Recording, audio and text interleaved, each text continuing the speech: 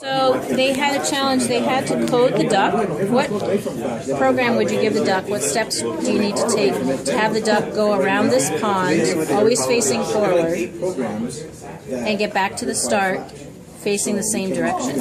So as a team, they wrote out code step by step of what they thought the duck should do. Okay. So from this, we would actually try this code on the duck to see if it would work. And from that, we go on to a conversation about things that all coding languages have in common.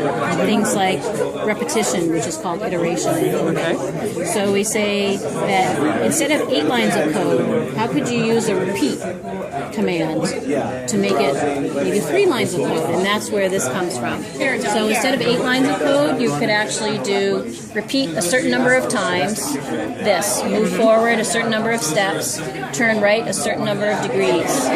So now you've changed 8 lines of code into 3 lines of code. Why is that important? Why do we care? It's important for programming to be as concise as possible, and then we sort of brainstorm why. Why? Well, there's less chance of messing up, the less lines you type, less chance of typing something incorrectly. It's easier to read, which also means it's easier to debug, less code to go through. And this comes up again. Programmers are lazy. They, why do more work than you have to? Right? And another advantage of that, it's faster. If you can write 3 lines instead of 8, you can do more. You can, code more games. And then they don't usually get this because it's not as big a deal as it used to be back in the day. But memory. 3 lines of code takes up less memory than 8 lines of code. It's much more efficient. So there's that reason too. And then we also talk about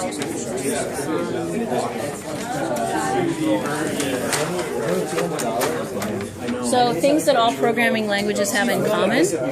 Part of it is the process. You come up with your idea, you write it out first pseudocode style, just in English. Then you figure out how to translate this into whatever language you're working with. You see if there should be something in here saying write the code, but then you compile it, which means you're taking what you've written in the programming language, and then the application is turning it into language that the computer understands. If you might come up with some errors, in which case you have to go back and debug. That's a whole process. Beta testing, getting other people to test your game, because you know what your game does. You need to find out what other people know. Like, you're supposed to turn left, or you're supposed to open that chest, but maybe they don't, because you didn't give them enough clues about that. So there's a whole process for beta testing. And then some vocabulary that all programming languages use for the most part. There's iteration. There's always some way to repeat. There's variables, which we were just talking about, and they don't have to be numbers. You can have text as a variable. And there's conditionals. If this, do that. So that way, when they're learning a new language, they'll be looking for these things, and they'll recognize them when they see them. Okay. As far as beta testing goes, we do a whole class on beta testing, which is it's over here. It's over. Well, when they're beta testing, they're testing 2 things. They're testing the game itself, and then the mechanics of the game. Just how do you move around inside the game. So there's 2 roles: the beta tester. First, they play to win the game, and then they play to break the game. They try everything, seeing if they can make an error happen. And all the while they're talking it out, they're saying everything they're thinking. Oh, I'm going to try opening this. What happens if I do that? I think I'll go west. Oh, now I don't know where to go. What do I do with this object? I don't know what it is. Okay.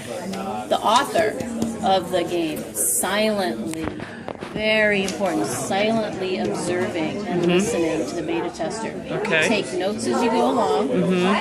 Directed towards how you can improve your game. Okay. It's very important that the author's silent here. And then it's part of this is just a short clip from the whole design process. But you build, you beta test, you keep going around and around and around, and then until you're finally ready to publish. Okay. Oh, this was SAR. I'm Mary Kiang. I'm teaching summer school at Punahou, coding and game design. I usually teach at St. Andrew's Priority for Girls, 6th grade math and science, and next year I'll be teaching a programming course in the high school. Are you Doug's wife? Yes, I am.